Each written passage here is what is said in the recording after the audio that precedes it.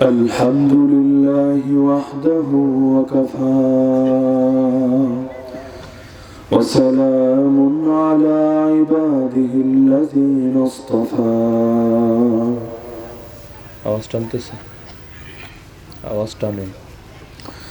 أما بعد فأعوذ بالله من الشيطان الرجيم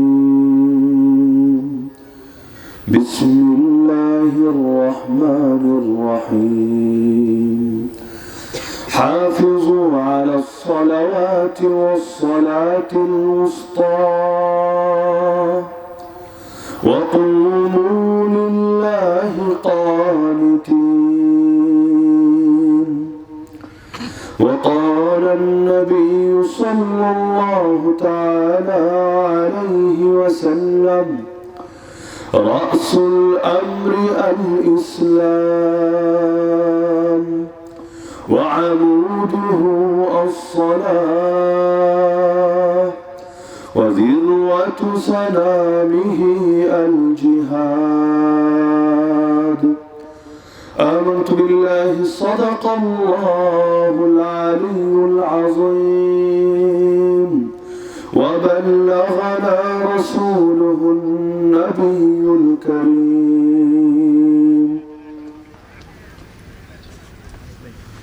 আজকের মহতে জলসা সম্মানিত সভাপতি, উপস্থিত মাসালিতে আজাজিবুল ইহতারাম হযরত উলামায়ে কেরাম, এলাকার গণ্যমান্য মুরব্বিগণ, স্থানীয় এবং দূর দূরান্ত থেকে আগত দিন দরদি কোরআন প্রেমী প্রিয় তাওহীদি জনতা এবং পর্দার আড়ালে থাকা মা বোনরা,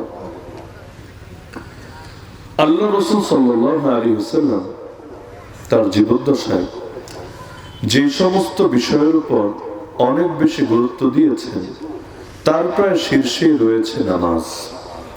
হাফিজু আলাস সালাওয়াতি ওয়াস সালাতিল উসতা। কোরআনে আল্লাহ জানিয়ে দিয়েছেন মুমিনরা নামাজের ব্যাপারে যত্নবান থাকো, বিশেষ করে যেই নামাজের ব্যাপারে মানুষের গাফলতি চরমে থাকে। যেমন ওই জামানায় মানুষ দুপুরে ব্যাপকভাবে ঘুমাতো, কারণ আরবের অবস্থা ছিল এমন, দিনের বেলা যখন দুপুর হতো সূর্যের তাপ এত বেশি থাকতো, আবার মরুভূমির মধ্যে ওই সূর্যের তাপ পড়ে এমন একটা অবস্থা হতো কাজ করা যেত না। তো দেখা যেত ঘুমের কারণে অনেকেরই আসরের নামাজ ছুটে যাওয়ার আশঙ্কা তৈরি হতো। এজন্য আল্লাহ ওই নামাজটার উপর বিশেষ ফোকাস দিয়ে বলছেন সালাতুল উসতা, সব নামাজের ব্যাপারেই তো যত্নবান হবা, বিশেষ করে মধ্যবর্তী যে নামাজ। কারণ 5 ওয়াক্ত নামাজ যদি আমরা হিসাব করি তাহলে 3 নাম্বার যেটা সেটাই তো মধ্যবর্তী, এর আগেও 2টা এর পরের 2টা। যদিও বহু ব্যাখ্যা আছে, কিন্তু এর মধ্যে শক্তিশালীতম একটা ব্যাখ্যা এটাও যে মধ্যবর্তী নামাজ মানে আসরের নামাজ। তো আসরের নামাজের উপরে বিশেষ গুরুত্ব দিবা, বেশি যত্নবান থাকবা। কেন? কারণ মান ফাতাতহু সালাতুল আসর ফাকান্নামা উতিরা আহলুহু ওয়া মালুহু। নবী বলেন যারা আসরের নামাজ ছুটে গেল তার যেন পরিবারই ধ্বংস হয়ে গেল, তার যেন সব সম্পত্তি বরবাদ হয়ে গেল। অর্থাৎ পরিবার ধ্বংস হয়ে গেলে, সম্পদ বরবাদ হলে যতটুকু ক্ষতি হতো, কারো যদি গাফলতির কারণে একদিন আসরের নামাজ ছুটে যায়, ক্ষতির মাত্রাটা এই পরিমাণ বরং এর চাইতেও বেশি হয়ে গেল। এজন্য আল্লাহ রাসূল সাল্লাল্লাহু আলাইহি ওয়াসাল্লাম দুনিয়া থেকে যাওয়ার আগেও, শেষ বিদায়ের আগে মানুষ ওই কথাগুলোই বলে যেগুলোর গুরুত্ব সবচাইতে বেশি থাকে। আল্লাহ রাসূল তার শেষ দিকে কয়েকটা উপদেশ দিয়েছেন উম্মতকে। এর মধ্যে একটা তো আমরা সকলেই জানি, লা তাত্তাখিযু বা'দি কবরি ওয়াসানা ইউবাদ। আমার পরে আমার কবরকে মূর্তি বানিয়ে ফেলো না যে তোমরা আমার কবরের ইবাদত শুরু করে দিবা। যেভাবে মুশরিকরা মূর্তির পূজা করে, আমার কবরকে মূর্তি বানিয়ে দিও না যে কবরের পূজা করতে শুরু করবা, যেটা আজকাল অনেকে করে। মুসলমানের নাম লাগিয়ে, আল্লাহ রাসূলের ইশকের ব্যানার লাগিয়ে মুসলমান দাবি করে কবরের পূজা করে, অথচ পাথরের মূর্তির পূজা করলে যেমন পূজা হয়, কবরের পূজা করলে তো পূজাই হয়। তো আল্লাহ রাসূল আশঙ্কা করেছিলেন এতে লিপ্ত হয়েছে, কিন্তু সর্বশেষ যে দুটো উপদেশ দিয়ে গিয়েছিলেন সেটা ছিল আস-সালাহ, আস-সালাহ ওয়া মা মালাকাত আইমানুকুম। উম্মত, নামাজ, নামাজ এবং তোমাদের মালিকানাভুক্ত সম্পদ। ওয়া মা মালাকাত আইমানুকুম এর 2 অনুবাদ হয়। একটা হলো তোমাদের অধীনস্থ যারা দাস দাসী, আর দ্বিতীয় হলো তোমাদের ডান হাত যা কিছুর মালিক হয়েছে, যেহেতু মাল ডান হাত দিয়ে গ্রহণ করি, ডান হাত দিয়ে দেই, সুন্নত তরিকা তো এটাই, বাম হাত দিয়ে এটা তো সুন্নত তরিকা না, ডান হাত। তো তোমাদের ডান হাত যা কিছুর মালিক হয়েছে, অর্থাৎ তোমার যে সম্পদগুলো আছে এই সম্পদের ক্ষেত্রেও সম্পদের হক আদায় করবা, যাকাত দিবা, ওয়াজিব সদকাগুলো দিবা, আরো যে যে হক আছে ওই হকগুলো আদায় করবা। কিন্তু এর আগে আসসালাহ, আসসালাহ, উম্মত নামাজ, নামাজ। এই নামাজ এতই গুরুত্বপূর্ণ, মুসলমান যে রাজনীতি করে, মুসলমান যে ক্ষমতায় আসে, মূল কাজ কি? এক নম্বর কাজে আল্লাহ বলে দিয়েছে আল্লাযীনা ইম্মাক্কান্নাহুম ফিল আরদ আকামুস সালাহ।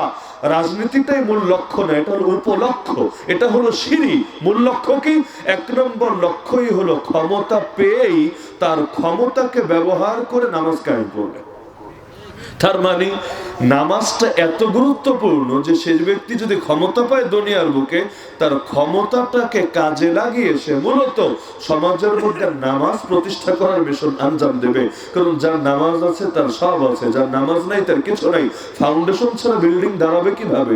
বিশাল বিল্ডিং তুলতে চান, ফাউন্ডেশন নাই। আল্লাহ রাসূল বলেন ইসলামের ফাউন্ডেশন হলো এই নামাজ। রাসূল আমরি আল ইসলাম ওয়া আমুদুহু আস-সালাহ। এই আমুদ শব্দের অর্থ হলো মূল ভিত্তি, মূল স্তম্ভ। ইসলামের মূল ফাউন্ডেশন হলো নামাজ। তো যার নামাজ নাই তার ফাউন্ডেশনই নাই, যার ফাউন্ডেশন নাই তার উপরের জিনিসের স্থিরতাও নাই। এজন্য কিয়ামতের দিন প্রথম প্রশ্ন হবে মুমিনকে কি নিয়ে? যেখানে হয়তো আমি, আপনি, আমরা সবাই রিস্কে আছি, না জানি ধরা খেয়ে যাই, কারণ নামাজের হক আদায় করতে পেরেছি। জীবনে 2টা রাকাত নামাজ কেমন পড়তে পেরেছি যেটা আল্লাহকে দেখানোর মতো?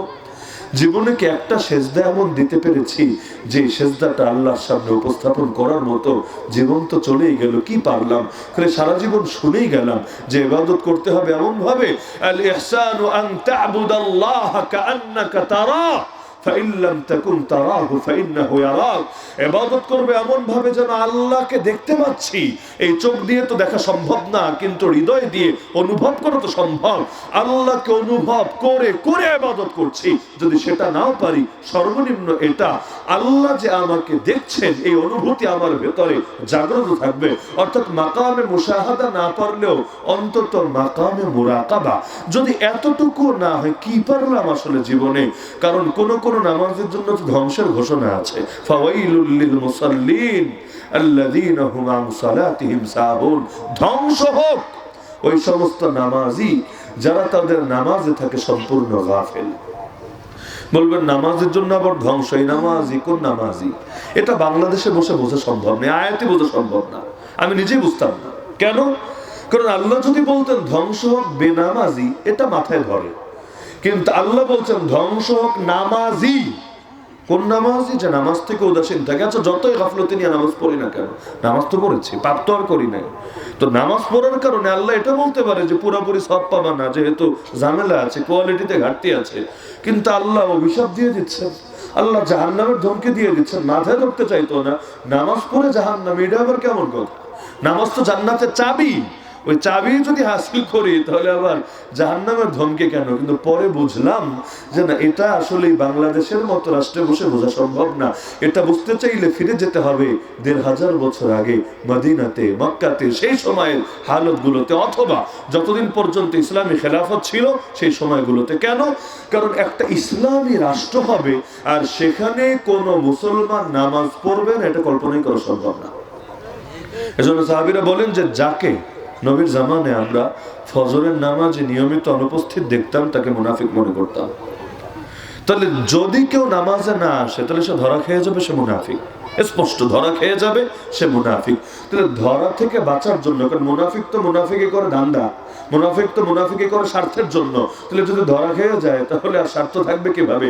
তো নবীর জামানে মুনাফিকরা এসেও নামাজ পড়তো যাতে করে ধরা না খায়, যাতে করে ধরা না খায়, ভণ্ডামির মুখোশ খুলে না যায়। এজন্য আল্লাহ কোরআনে বলেন ইযা কামু ইলাস সালাতি কামু কুসালা।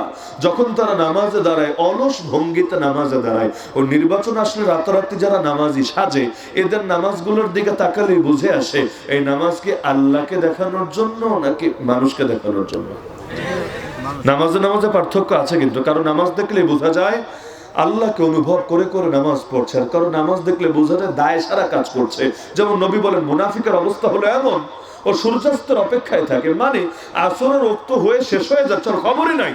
যখন দেখে সূর্য লাল হয়ে গেল, কিছুক্ষণ পর ডুববে, নবী বলেন কামা ফানাকারা আরবাআ লা ইয়াযকুরুল্লাহ ফিহা ইল্লা কালিলা, দাঁড়িয়ে 4টা ঠোকর মারে। মানে সিজদাকে নবী ঠোকরের সঙ্গে তুলনা দিচ্ছেন, দাঁড়িয়ে 4টা ঠোকর মারে। সে মূলত আল্লাহকে খুব কমে স্মরণ করে। আমাদের অনেকে আছে বাংলাদেশে, দেখবেন সালাম ফেরানোর পরে দেখেন না এভাবে, আবার কেউ আরেকটা অ্যাডভান্স, আল্লাহুম্মা আমিন। আল্লাহুম্মা আমিন মানে আল্লাহ কবুল করো। কি কবুল করবে? কিছু বলতো বেটা, কবুলের যে কথা বলছো, এত চর দিল, নিজের গালে একটা চর দিল, পাগলে ভেবেছে এটা মনে হয় নামাজের অংশ। সালাম ফিরালো, নামাজ শেষ হয় না, একটা চর দিলে মনে হয় নামাজ শেষ হয়। এই যে তুমি এমনি দিলা, করে না অনেকে, বিশেষ করে যারা ওই জামাত মিস হয়ে গেছে, দেখবেন একা একা এসে নামাজ পড়ে, অনেকে এমন, মানে ঠাস করে একটা করে আল্লাহুম্মা আমিন, কোনো দোয়া নাই, কিচ্ছু নাই। তো আল্লাহুম্মা আমিন মানে আল্লাহ কবুল করো। কি কবুল করবে? আগে কিছু একটা বল যে আল্লাহ মাফ করো, আল্লাহ এই যে ইবাদত করেছি এটা কবুল করো, আগা নাই মাথা নাই, হুট করে কবুল করো। তার মানে জাস্ট একটা ফর্মালিটি মেনটেন করছে, এটাকে একটা রুটিন বানিয়ে ফেলেছে। তো অনেকের হালত হয় এমন, কাজ তো করে, যেমন ধরেন অনেকে রোজা রাখে, রোজা রেখেও শয়তানি ছাড়তে পারে না। আল্লাহ রাসূল সাল্লাল্লাহু আলাইহি ওয়াসাল্লাম বলেন, মান লাম ইয়াদা কাওলা যুরি ওয়াল আমালা বিহি ফালাইসা লিল্লাহি হাজাতুন ফি আন ইয়াদা তা'আমাহু ওয়া শারাবা। কেউ যদি রোজা রেখে পাপের কাজ আর পাপের কথা ছাড়তে না পারে, মুখ ছুটলে ছুটতেই থাকে, মধু বের হয় না, ওই কাঁচাটা বের হতে থাকে। আর কাজ যা করে, এগুলো কাজ দেখলে এটা রোজাদার দূরের কথা, এটা মুসলমানই মনে হয় না। নবী বলে, এরকম যারা রোজা রাখে, আল্লাহর কোনো দরকার নাই যে সে সারাদিন না খেয়ে থাকবে। কেন? কারণ রুব্বা সাইমিন লাইসা মিন সিয়ামিহি ইল্লাল জু'। নবী বলে, এমন বহু রোজাদার আছে যাদের রোজা থেকে প্রাপ্তি শুধু একটা, না খেয়ে ক্ষুধার কষ্ট করেছে, দ্বিতীয় কোনো প্রাপ্তি নেই। কেন? রোজারে পুরো বরবাদ করে ছেড়েছে। তো মুনাফিকও নামাজ পড়ে কেন? যাতে করে মুনাফিকিটা ধরা না খায়, যাতে করে মুসলমানরা টের না পায়। তো বাংলাদেশে কি নামাজ না পড়লে আবার কেউ মুনাফিক মনে করে নাকি? বাংলাদেশের যতগুলো মসজিদ আছে, কষ্ট নিয়েন না, প্রতিটা মসজিদের তো কম বেশি কমিটি আছে, তাই না? আমি যদি দাবি করি অধিকাংশ কমিটির লোকই ঠিকমতো 5 ওয়াক্ত নামাজ জামাতে পড়ে না, আমি কি মিথ্যাবাদী হব? অন্তত ফজরের নামাজে যদি খালি কমিটির লোকগুলো আসতো, মুসল্লি একটাও দরকার নেই, সাধারণ মুসল্লি একটাও না, খালি যদি কমিটি মোটামুটি 20 জন 30 জন 50 জন, কোথাও বেশি কোথাও কম, মোটামুটি থাকে তো নাকি? অন্তত আর কিছু হলো সভাপতি, সহসভাপতি তো আবার বাংলাদেশে মোট জনগণের চাইতে মনে হয় বেশি, মানে বাংলাদেশে যত মানুষ আছে আর অর্ধেকে মনে হয় সহসভাপতি। এই পদই রাখা হয় একটা বরকতের জন্য, সবাই খুশি রাখার জন্য। আচ্ছা গেল, তো ধরলাম সভাপতি একটা, সহসভাপতি 5টা, সেক্রেটারি একটা, জয়েন্ট সেক্রেটারি আছে আরো ধরেন 10টা, আর ক্যাশিয়ারি হাবিজাবি সব মিলালে যেই কয়জন হয়, ওদের 50% যদি মসজিদে আসতো অন্তত ফজরে। কারণ জোহরে বলতে পারবে বাইরে গেছিলাম, আসরে বলতে পারবে কাজে ছিলাম, মাগরিবে বলতে পারবে দূরে ছিলাম, কিন্তু ফজরে কি বলবে? ফজরে তো তুমি বোরকলে ছিলা, ফজরে আর কই থাকবা তুমি? বাসায় তো থাকে। আর বছরে 2-4 দিন নয়তো তুমি ট্যুরে গেছিলা, বাইরে গেছিলা, বাকি টাইম তো ঘরেই থাকো। কই তোমার তো একদিনও মসজিদে দেখি না। তাহলে মসজিদে যদি এমন হয় যে যারা কমিটির দায়িত্বে আছে তারাই বেনামাজি হয়, তাহলে এর চাইতে লজ্জার বিষয় কি হয়? এই যে বেনামাজি, ও কি ভাবে যে আমি বেনামাজি হওয়ার কারণে কমিটি থেকে আমার কিক আউট করে বিদায় করবে? এই আশঙ্কা কিন্তু হয় না। কেন? কারণ এমন এক সমাজে আছি এখানে নামাজি না হয়েও খাঁটি ইমানদার হওয়া যায়। আমার এখনো মনে পড়ে সেই বাচ্চাকালে যখন হেসখানায় পড়ি, একদিন বিকালে দাওয়াত দিতে বের হয়েছে। তো একটা লোকরে, সে একটা সরকারি চাকরি করে, তো তাকে দাওয়াত দিচ্ছে, ভাই আসরের নামাজ পড়া হয়েছে, বলে আসেন মসজিদে একটু নামাজটা পড়েন, সময় থাকলে একটু দিনই কথাবার্তা শোনেন, আর যদি পড়া হয়ে থাকে তাহলে ঠিক আছে, ওই মাগরিবের সময় অন্তত এসেন, এখন আসতে না পারলে। লম্বা চোরে কথা বলা হলো, সব শুনলো, খুব মনোযোগ দিয়ে শুনলো। লাস্টে বললো, হুজুর কথা গোপন রেখে কি লাভ, বলে ফেলি, আমি আসলে নামাজ পড়ি না, তবে নামাজ না পড়লে আমার ইমান ঠিক আছে। কতকাল আগের কথা, যখন হেসখানায় পড়ি, একদম বাচ্চা, আমার এখন এই কথাটা কানে বাজে যে নামাজ যদিও পড়ে না কিন্তু মাশাআল্লাহ মারহাবা, তার ইমানটা ঠিক আছে, বুলেট প্রুফ ইমান। এমন ইমান যে ইমানে কোনো গুলিও লাগবে না, কোনো কিছু ভেতরে ঢুকবে না, একদম পুরো বুলেট প্রুফ করা আছে। আমাদের অনেকের হালত এমন। আল্লাহর গজব কাকে বলে? গজব মানে রাগ। অনেকে ভাবে আসমান থেকে আগুন পড়েছে আল্লাহর গজব, আরে ভূমিকম্প হয়ে ঘরবাড়ি ধ্বংস হয়ে গেছে আল্লাহর গজব। এই যে বছরের পর বছর চলে যাচ্ছে, একটা দিনও আল্লাহর সামনে ফজরের ওয়াক্তে দাঁড়ানোর তৌফিক হচ্ছে না, এটাকে আল্লাহর গজব মনে হয় না? এই যে অন্তরগুলো এত শক্ত হয়ে গেছে, দোয়ায় হাত তুললেও কখনো চোখ থেকে একটা ফোঁটা পানি বের হয় না, নিজের পাপের প্রতি অনুশোচনা জাগে না, এটাকে গজব মনে হয় না? এই যে নিজের চোখটাকে মোটর কুদৃষ্টি থেকে হেফাজত করা যায় না, নিজের কান থেকে গুনাহকে হেফাজত করা যায় না, প্রতিটা দিন গুনাহ, এই গুনাহের সাগর থেকে যে নিজেকে বের করতে পারি না, এটাকে আল্লাহর গজব মনে হয় না? এই যে যতদিন চলে যাচ্ছে, হায়াত বাড়ছে, আর কেমন জানি আগাতে আগাতে জাহান্নামের বড় নিকটে আমার জীবন চলে যাচ্ছে, এটাকে আল্লাহর গজব মনে হয় না? আরে আগুনে পুড়ে মরলে কি হবে? যদি ঈমান থাকে আল্লাহ শহীদের সওয়াব দিবে। পানিতে ডুবে মরলে কি হবে? যদি ঈমান থাকে আল্লাহ শহীদের সওয়াব দিবে। মহামারীতে মরলে কি হবে? যদি ঈমান থাকে আল্লাহ শহীদের সওয়াব দিবে। কিন্তু আমি যে লাইফ লিড করছি, এভাবে যদি আমি মরি, আমার পরিণতি কি হবে? আল্লাহ তো বলে দিয়েছিলেন, প্রকৃত মুসলমান না হয় বান্দা মরিস না, বলে আতামুতুন্না ইল্লা ওয়া আনতুম মুসলিমুন। এখন মরা তো আমার হাতে না। এই মুহূর্তে যদি আমার মরা হয়, এই মুহূর্তে, আমি কি প্রস্তুত মরার জন্য? যদি প্রস্তুত না হই, তাহলে আমাকে নিয়ে তো এখনই ভাবা দরকার যে আল্লাহর সঙ্গে সাক্ষাৎ করতে ভালোবাসে, আল্লাহ তার সঙ্গে সাক্ষাৎ করতে ভালোবাসেন। মান আহাব্বা লিকা আল্লাহ আহাব্বাল্লাহু লিকাহু। আর যে আল্লাহর সঙ্গে সাক্ষাৎ করতে অপছন্দ করে, আল্লাহ তার সঙ্গে সাক্ষাৎ করতে অপছন্দ করেন।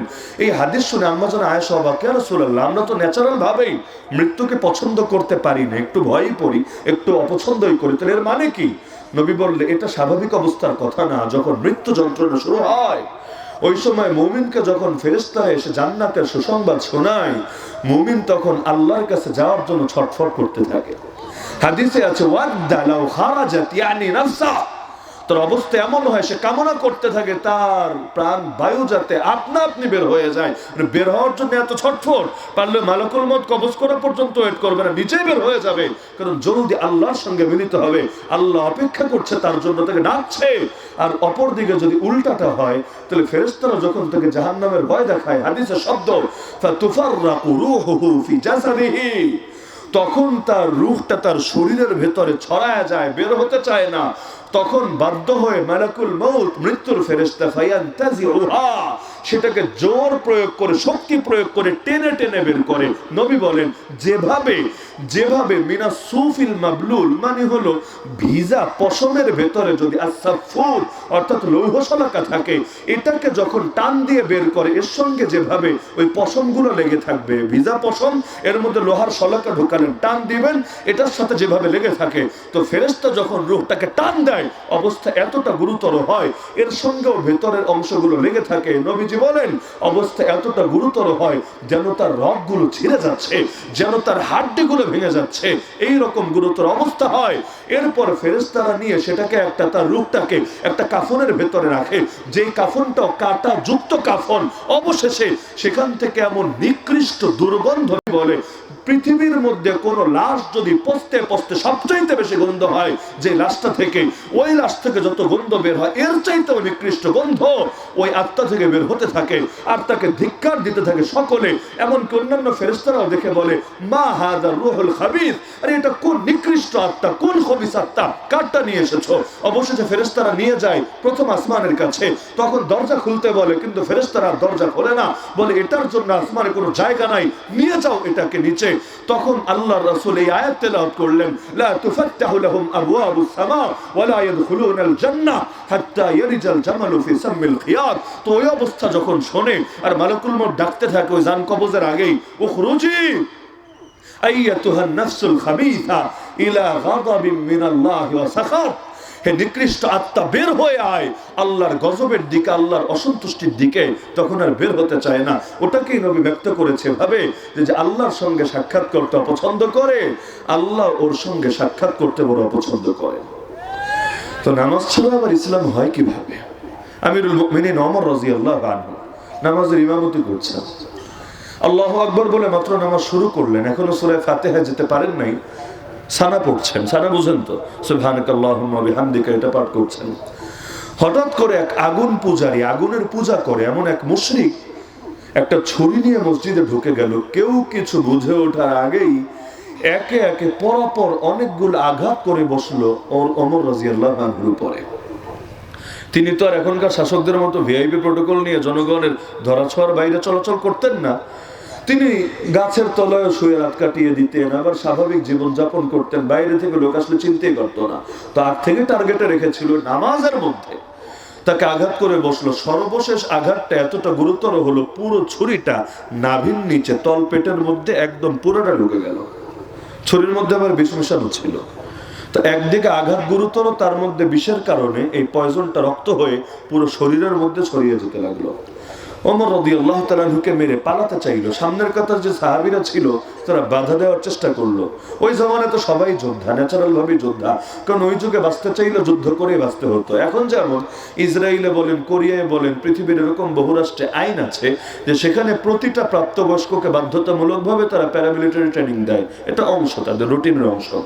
এমনকি ইসরায়েলে তো খালি ট্রেনিং দিয়ে শেষ না, বরং ওদেরকে বাধ্যতামূলকভাবে পুরুষ হলে 2 বছর, নারী হলে নির্দিষ্ট কয়েক মাস পর্যন্ত মিলিটারির সাথে তাদেরকে অ্যাকশনেও যেতে হয়। কারণ ওই ট্রেনিং যদি প্র্যাকটিক্যাল ময়দানে যদি এটা হাতে খড়ি না হয়, বিপদে কাজে লাগানো যায় না।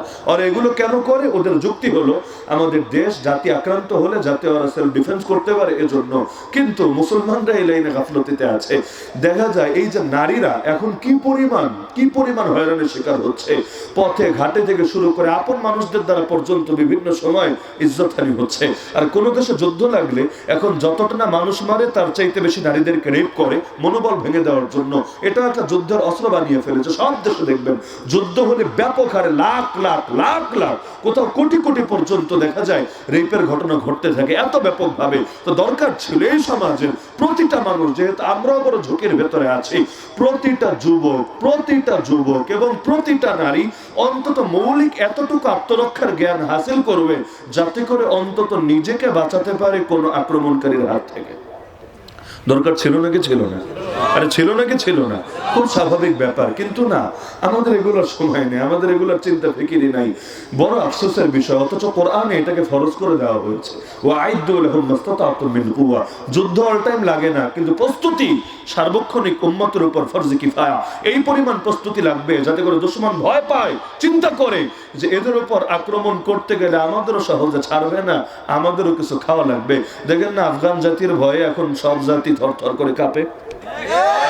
এখনো পর্যন্ত কেউ কিন্তু স্বীকৃতি দেয় নাই, কারণ তাদের আদর্শ পছন্দ করতে পারেনি। বারবার আমেরিকা চায় ওদের আদর্শ চাপিয়ে দিতে। আর আফগানিরা বলে 19 বছর যুদ্ধ করেছি তোদের আদর্শের পূজা করার জন্য, স্বীকৃতি দিলে দে, না দিলে না দে। রিজার্ভের টাকা মেরে খেয়েছিস, ফিরিয়ে দিলে দে, না দিলে না দে। কিন্তু যদি না দেস, ভাবিস না তোদেরকে খুশি করার জন্য আমরা আল্লাহর দ্বীনকে পাশে ফেলে তোদের পূজা দিব। বরঞ্চ যুদ্ধ করেছে, রক্ত দিয়েছে আল্লাহর জমিন, আল্লাহর দ্বীন বিজয়ী করার জন্য। সুতরাং যতদিন বেঁচে আছি ইসলাম নিয়েই বাঁচবো। আবার যদি ইসলাম কায়েমে বাধা দিস, প্রয়োজন আবার যুদ্ধে নামবো, শান্তির দরকার নাই। কিন্তু আমাদের আল্লাহর জমিন, আল্লাহর দ্বীন ছাড়ার কোনো সুযোগই নাই। আর দুনিয়ার সিস্টেমে তো এমন, শক্তের ভক্ত নরমের জন। যে যখন পাওয়ারে সবাই মিলে তারা চাটতে শুরু করে। ওই যে 15 আগস্ট যখন আফগানিরা ক্ষমতায় আসে, তালেবানের আগ পর্যন্ত লিখতো আশরাফ গানি সরকার আর তালেবান জঙ্গি। পত্রপত্রিকা এভাবে লিখতো, আশরাফ গানি সরকার, তালেবান জঙ্গি। যেই মাত্র 15 আগস্টে এরা পাওয়ারে চলে আসলো, এখন লেখে তালেবান সরকার। কিরে ভাই, দুদিন আগে যে জঙ্গি, দুদিন পর সে সরকার। সিরিয়াতে এতদিন লিখতো আহমদ আল জোলানির বিদ্রোহী বাহিনী, এখন লেখে আহমদ আল জোলানি সরকার, আহমদ আল সারা সরকার, আবু মোহাম্মদ আল জোলানি সরকার। এই টাইপের শব্দগুলো দিয়ে দেখবেন লাগে। দুদিন আগে যে বিদ্রোহী, যে জঙ্গি, দুদিন পর সেই সরকার। দুনিয়ার সিস্টেমটাই এমন, যে যখন আগায় যায় গোটা দুনিয়া তারা চাপতে শুরু করে, আর যে যখন পিছায় থাকে তার খালি দোষ আর দোষ, বদনাম আর বদনাম, এভাবেই চলতে থাকে। তো ওমর রাদিয়াল্লাহু আনহু নামাজের মধ্যে আঘাত করে বসলো।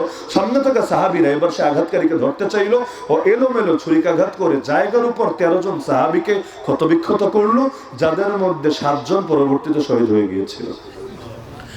পরবর্তীতে এক সাহাবী পেছন থেকে ওর চেহারায় চাদর ছুঁড়ে মারলো। তো যখন চোখ ঢেকে গেল, কিছু দেখতে পেল না, পেছন থেকে সে যেতে এটার আর এমনি ধরার সুযোগ নেই, না হলে তারও জান যেতে পারে, এজন্য ওইটার ওই জায়গায় শেষ করে দিল। তো ওমর রাদিয়াল্লাহু আনহু, তার আঘাতটা এতটা গুরুতর ছিল, তিনি আর টিকতে পারছিলেন না। তিনি তার বরাবর পেছনে যে সাহাবী দাঁড়ানো ছিলেন তাকে ইশারা দিলেন, তুমি আসো, সামনে আসো, নামাজ পড়াও। ওই সময় তো আলহামদুলিল্লাহ মুসলমান হবে কিন্তু নামাজ পড়াতে পারবে না, এগুলো তো কল্পনাও করা যেত না। আর এখন তো এমন এক অবস্থা, মসজিদের পর মসজিদ এক ইমাম সাহেব আর মুয়াজ্জিন সাহেব ছাড়া কেউ নামাজ পড়াতেই পারে না। এমনকি মাঝে মাঝে তো এমন এমন মসজিদেও আমাদের ওই গাড়ি থামানো লাগে, ওই রাস্তায় চলাফেরার ক্ষেত্রে, সব এলাকা তো আর চিনি না, ওখানে ওই কেরাতের হালত শুনলে বা অন্যান্য হালত গুলো দেখলে নামাজ ভেঙে ফেলে লাগে। কেন? নামাজ আর হবে না, মানে এখানে শুধু শুধু টাইমটা যাবে, নামাজ হওয়ার কোনো সম্ভাবনা নাই। কত বড় আফসোসের বিষয়, গ্রামবাসী মিলে এমন অন্তত একজনকে রাখতে পারলো না যে অন্তত নামাজের হকটা আদায় করতে পারে, নামাজটা চালায় নিতে পারে। আফসোসের শেষ নাই। এমনকি দেখা যায় অনেকে পদাধিকার বলে ইমামের পেছনের জায়গাগুলো পৈতৃক সম্পত্তির মতো দখলে রাখে। বিশেষ করে শুক্রবার দিন দেখা যায় এক শ্রেণীর ফাজিল আসবে সবার পরে, কিন্তু ওদের জন্য জায়গা জায়নামাজ বিছিয়ে দখল করা আছে সবার আগে। সবার পরে এসে মুরব্বীদের, বাপের বয়সী দাদার বয়সী মুরব্বীদের কার ডিঙ্গিয়ে ডিঙ্গিয়ে বেয়াদবের মতো সামনে গিয়ে বসবে। ভাবখানা এমন সুন্নতার মুস্তাহাবের ফজিলত কামায়া উল্টায়া ফালাবে। অথচ এই মুস্তাহাবের উপর আমল করতে গিয়া কতগুলা মানুষের যে কষ্ট দিল, বদদোয়া খেলো, কবিরা গুনাহ করে ফেললো, খবরই নাই। তো এখন মুস্তাহাবের উপর আমল করতে গিয়ে কবিরা গুনাহে লিপ্ত হওয়া মানে হলো পাগড়িবাদের উপর আমল করতে গিয়ে লুঙ্গি খুলে ফেলা। অবস্থা হলো এমন। বাস্তবে এরা মুস্তাহাবের উপর আমল করার জন্য সামনে যায় না, এরা যে কিছু একটা, এটা জাতিকে বোঝাতে হবে না। এমনকি অনেকে গিয়ে শুধু শুধু ইমামকে ধমকায়, মুয়াজ্জিনকে ধমকায়। কেন? এজন্য ধমকায় না যে আসলে তার ধমকালে পেটের ভাত হজম হয় না, বরঞ্চ সব জমে থাকে, বিষয়টা এমন না। বরং বিষয় হলো সে যে একটা পাতি নেতা, এটা জাতিকে বোঝাতে হবে না। দুই চারটা যদি ধমক না দেয় তাহলে জাতি বুঝবে কিভাবে সে যে কিছু একটা হয়েছে। এটা একটা ট্রেন্ড হয়েছে, একটা ফ্যাশন হয়েছে।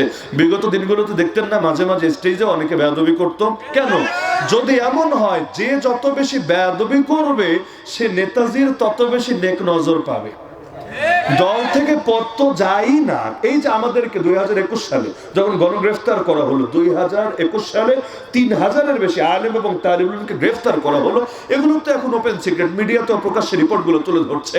থানাগুলো গর্ব করতো, এজেন্সিগুলো গর্ব করতো যে আমি ধরেছি 200 জনকে। ও বলে আহা তুই তো বেশি পাওয়া যাবি, আমি তো ধরছি মাত্র 100 জন রে। সে বলতো আমি অমুক হুজুরে ধরে এনেছি, আরে আমি তো অমুক হুজুরে ধরে এনেছি। মানে কার চাইতে কে বেশি করবে?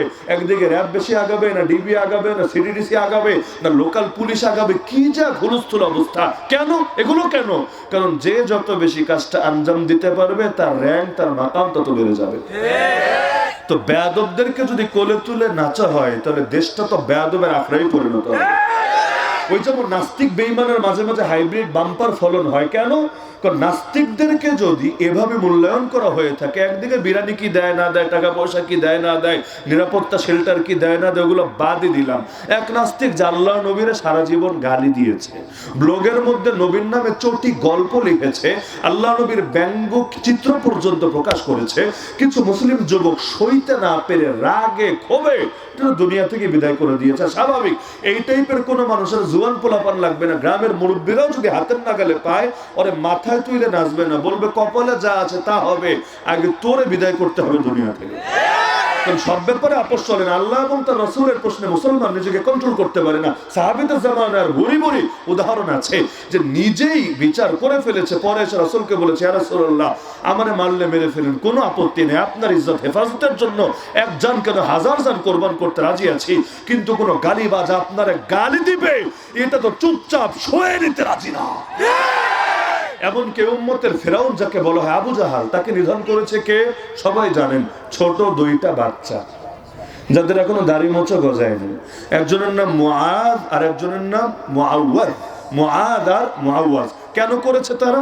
একসঙ্গে গেল কেন? বদরের ময়দানের ঘটনা, কিন্তু তারা মূল যোদ্ধা বাহিনীর অন্তর্ভুক্ত না।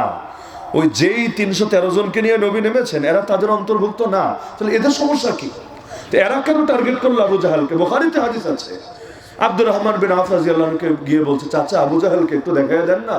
তিনি বলেন অবাক, আরে আবু জাহালকে চিনি কি করবো, তোমাদের কাজ কি? সে হলো সেনাপতি, সে হলো কুরাইশের সর্দার, তার থেকে দূরে দূরে থাকো, তোমরা বাচ্চা মানুষ, তোমরা তারা দেখে কি করবা? বললো চাচা এই বাক্যটা যতবার পড়ি মানে শরীরকে ঠিক রাখা যায় না। চাচা শুনেছি সে আল্লাহর নবীকে গালি দেয়, আল্লাহর নামে কসম করেছি একবার যদি ওর দেখা পেয়ে যাই ওর পিছু আর ছাড়বো না, যতক্ষণ না ও এবং আমরা, যার কপালে আগে মরণ লেখা সে না মরে ততক্ষণ পর্যন্ত পিছু ছাড়বো না। হয়তো ওকে পৌঁছাবো জাহান্নামে, তাহলে নিজেরা শহীদ হয়ে চলে যাব জান্নাতে।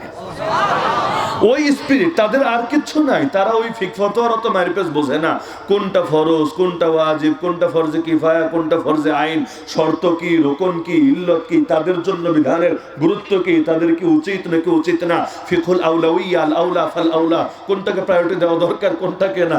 বাচ্চা মানুষ এত মারিপেস বোঝে না, খালি এইটা বোঝে নবীরে যে গালি দেয় ও দুনিয়াতে টিকে থাকতে পারে না। যে জিনিস ওই যুগে বাচ্চারা বুঝতো, ওই জিনিস এই যুগে অনেক বুড়ারাও বোঝে না। যদি বুঝতো আন্দোলন করা লাগতো না, নবীর পরে নবী নাই। একটা মুসলিম দেশে এগুলো বলে নাকি মিছিল করতে হয়, আনন্দ করতে হয়, লজ্জার ব্যাপার। নবীর পরে নবী নাই, সংসদে আইন, যেটা চাইতে হবে। আরে সেটা চাইতে হবে কার কাছে? যদি কোনো হিন্দুর কাছে চাইতাম তাই নয়তো যুক্তিতে ধরতো, যে জানে না। যদি কোনো বৌদ্ধের কাছে চাইতাম তাও যুক্তিতে ধরতো, বোঝে না। যদি কোনো নাস্তিকের কাছে চাইতাম তাও অন্তত মনে সান্ত্বনা থাকতো, আর হয়তো জ্ঞান নাই। তো এমন কারো কাছে চাচ্ছি যারা নিজেদেরকে পারলে জামানুর হাসান বসরি বলে, জামানুর রাবেয়া বসরি বলে। ওদের কাছে যদি চাইতে হয় নবীর পরে নবী নাই বেটা, এই মর্মে একটা আইন পাশ কর, কারণ এই আইন নাই বলে কাদিয়ানীদেরকেও তোরা মুসলিম ঘোষণা দিয়ে রেখেছিস। অথচ ওদেরকে মুসলিম বললে ইসলামের অপমান হয়, ওদেরকে মুসলিম বললে আল্লাহকে হেয় করা হয়, ওদেরকে মুসলিম বললে রাসূলুল্লাহকে হেয় করা হয়। আর নবীর পরে যে নিজেকে নবী দাবি করে, আর যারা ওই লোকটারে মানে, ওরা তো দুনিয়ার মধ্যে সবচেয়ে নিকৃষ্ট পাপী হিসাবে ধর্তব্য হবে। কিন্তু কিচ্ছু বলার নাই, কিচ্ছু করার নাই। আন্দোলন করতে করতে রক্ত কত দিয়েছেন, আর এক সাগর রক্ত দেন, দেখবেন কিচ্ছু হয় না। কেন? কারণ মূল ঝামেলা এখানে না, ওরা মাসালা বোঝে না, খুব ভালো বোঝে। এটা ভাবার দরকার নাই যে ভাজা মাছ মনে উল্টা খেতে জানে না। আরে গোটা দুনিয়া উল্টায় খায়, দেশের সম্পদ মায়েরা শেষ করে ফেলায়, আর খালি কমন বেসিক নলেজটা বোঝে না। এগুলো তো একদম মূর্খ সূর্খ লোকেরাও বোঝে রে ভাই। এগুলো নতুন করে হুজুরদের বোঝানো লাগে না। নবীর পরে নবী নাই, এটাকে বোঝানোর কিছু আছে? আরে আছে নাকি? তাহলে এটা বোঝে না এমন না। বরঞ্চ ঝামেলা কোথায়? ঝামেলা একটু গোড়ায়, অনেকগুলো ঝামেলা গোড়ায়। যেমন বেশ্যাখানা কেন বন্ধ করে না? পতিতালয় বন্ধ করলে সমস্যা কোথায় আমাকে বলেন? পতিতালয়ের দ্বারা এই দেশের কি ফায়দা? ধর্মের দৃষ্টিতে, বিজ্ঞানের দৃষ্টিতে, কোন দৃষ্টিতে কি ফায়দা আমাকে বলেন? কোনো ফায়দা নাই। তারপর এগুলো খুলে রেখেছে কারণ প্রতিটা পতিতালয় শুধু বেশ্যাখানার আখড়া তাই না, বরঞ্চ এগুলো মাদকের আখড়া, এগুলো জুয়ার আখড়া। এখানে কত নারী কিডন্যাপিং এর শিকার, ব্ল্যাকমেইলের শিকার, এদেরকে নিয়ে বিক্রি করে দেওয়া হয়েছে, জোরপূর্বক আটকে রাখা হয়েছে, চাইলেও বের হতে পারছে না। এগুলো খালি আমরাই জানি আর সাংবাদিকরাই জানে, সরকার জানে না এমন না, সব জানে। তাহলে এগুলোর বিরুদ্ধে অ্যাকশনে যায় না কেন? তারপর দেশ থেকে সুদ দূর করে না কেন? সুদ মানেই তো বৈষম্য।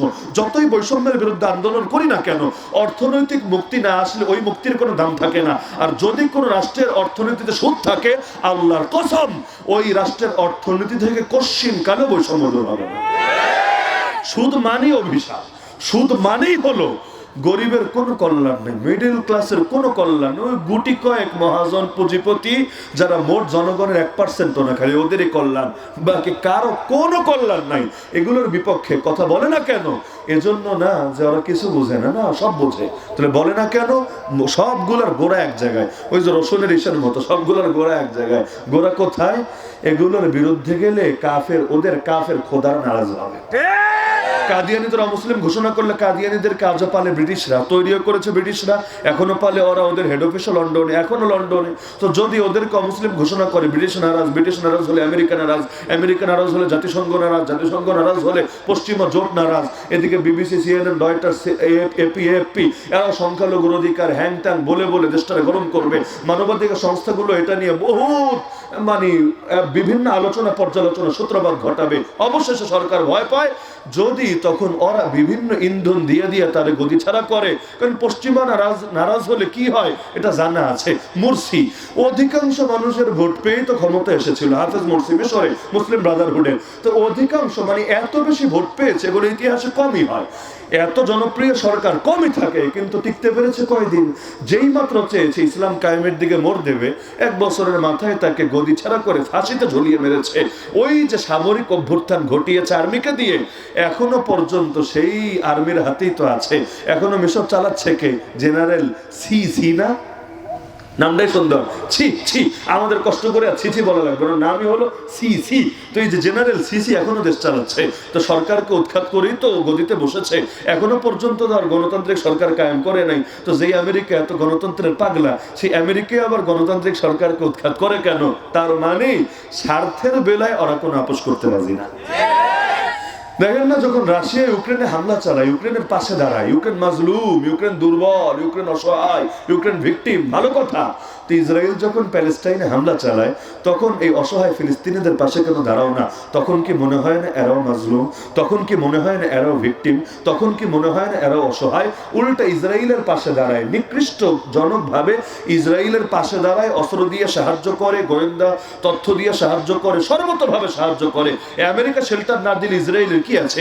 ইসরায়েল তো এক মাসও টিকতে পারবে না। আজকে যদি পশ্চিমা বিশ্ব সাহায্য সরায় নাই, এই ইসরায়েল, আমি গ্যারান্টি দিয়ে বলছি, এক মাসও টিকতে পারবে না।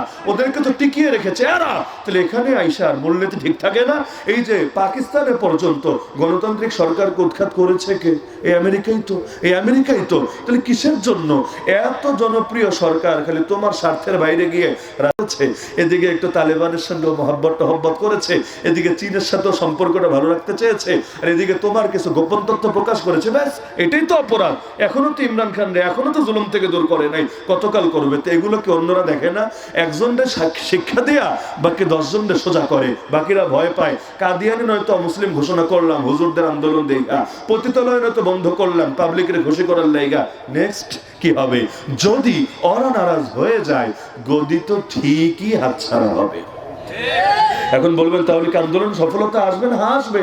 ওই কাটা দিয়ে যেমন কাটা তোলা লাগে, এটাই লাগবে। এত পরিমাণ চাপ সৃষ্টি করতে হবে, যদি দাবি না মানো ওরা লাগবে না, আমরাই ধরে তোমার গদিরে উল্টায় দিব। এইরকম যদি ভয় পায় যে না এখন দাবি না মানলে গদি থাকবে না, দাবি মানলে জনগণ আছে, এতে যদি পশ্চিমারা বিপক্ষে যায় তো খুব বেশি কিছু করতে পারবে না, জনগণ পক্ষে দাঁড়াবে। যেমন এরদোগানকে উৎখাত করার জন্য একবার দুবার না বহুবার চেষ্টা চালিয়েছে, আর্মিরে দিয়ে পর্যন্ত কু করা, সামরিক অভ্যুত্থান ঘটানোর চেষ্টা করেছে। তো জনগণ গিয়ে ট্যাঙ্কের সামনে শুয়ে পড়েছে, কি করবে? এই দেশে হলে অবশ্য ভয় ছিল, ট্যাঙ্ক চালায় দিত কেন পরে, তাও একটা ভয়টাই ছিল। আমি হ্যাঁ করার জন্য বলছি না, বাস্তবতার আলোকে বলছি আর কি। কত কিছুই চলে এখানে। এই বৈষম্য বিরোধী আন্দোলনে যারা আহত হলো, এই ভাইয়েরা পর্যন্ত গিয়ে যখন আন্দোলন করলো, এমন ঘটনা ঘটে নাই যে এখনকার বর্তমান ক্ষমতাসীনরা পর্যন্ত গাড়ি উঠায় দিল। এই দেশে তো সবই সম্ভব, কিন্তু ওখানে অন্তত এতটুকু মানবিকতা দেখিয়েছে, জনগণরে মারে নাই, ব্যাস তারা সারেন্ডার করে দিয়েছে। তাহলে ওরা যে চেষ্টা করে এটা তো প্রমাণিত।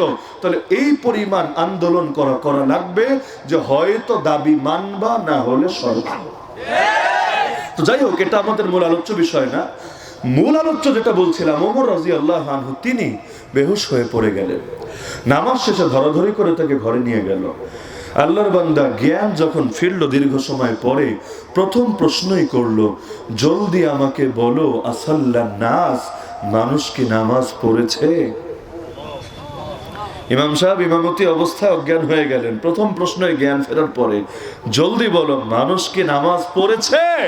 লোকেরা বলল, না আমি আমিরুল মুমিনিন, আমিরুল মুমিনিন, লোকেরা নামাজ পড়ে নিয়েছে। তিনি বললেন, জলদি আমাকে ওযু করাও। রক্ত কিন্তু দরদর করে তখনও বের হচ্ছে। তাকে মাজুরের মাসালা, মাজুররা যেভাবে নামাজ পড়ে, অনেকের আছে নাক দিয়ে অল টাইম রক্ত ঝরে, তো মাজুরের কিভাবে নামাজ পড়বে এগুলো ফিকহ ফাতোয়া লম্বা আলোচনা আছে। ওযু করলেন, নামাজ পড়লেন। নামাজ শেষ করে তিনি বললেন, লা ইসলামা লিমান তারাকাস সালাহ, যে নামাজ ত্যাগ করে তার কোনো ইসলামই নাই। অবশেষে কিন্তু ওই আঘাতেই তিনি শহীদ হয়েছিলেন। তাহলে মৃত্যুর আগেও, শাহাদাতের আগেও নামাজের ব্যাপারে কি পরিমাণ গুরুত্ব দেখিয়ে গেলেন, উম্মতকে শিখিয়ে গেলেন। এজন্য নবী তো বলেন যে ইচ্ছাকৃত নামাজ ছেড়ে দিল ও একটা কুফরি কাজ করলো, কাফেরদের মতো কাজ করলো। মান তারাকা সালাতা মুতাআম্মিদান ফাকাদ কাফারা। এমনকি নবী তো বলেন, আমার দিল চায়, আমি বেলালকে বলি, বেলাল তুমি ইকামত দাও, এরপর আমি মদিনার ঘরগুলোতে একটা চক্কর লাগাই, যেই ঘরে দেখবো এমন কোন প্রাপ্তবয়স্ক পুরুষ আছে যে জামাতে আসে নাই, এটা না যে নামাজই পড়লো কি পড়লো না, এটা না, জামাতে আসে নাই, আমার দিল চায় আমি লাকড়ি জমা করে ওর বাড়িতে আগুন লাগাই দিই। কিন্তু করি না কেন? শুধুমাত্র এই কারণে যে ঘরগুলোতে নারী আর শিশু আছে, ওদের দিকে তাকায় এটা আমি করি না, না হলে এদের জন্য ভোগান্তি হবে। যদি না থাকতো, এই প্রতিটা লোক যারা নামাজে আসে না, জামাতে আসে না, ওদের ঘরে আমি আগুন লাগাই দিতাম।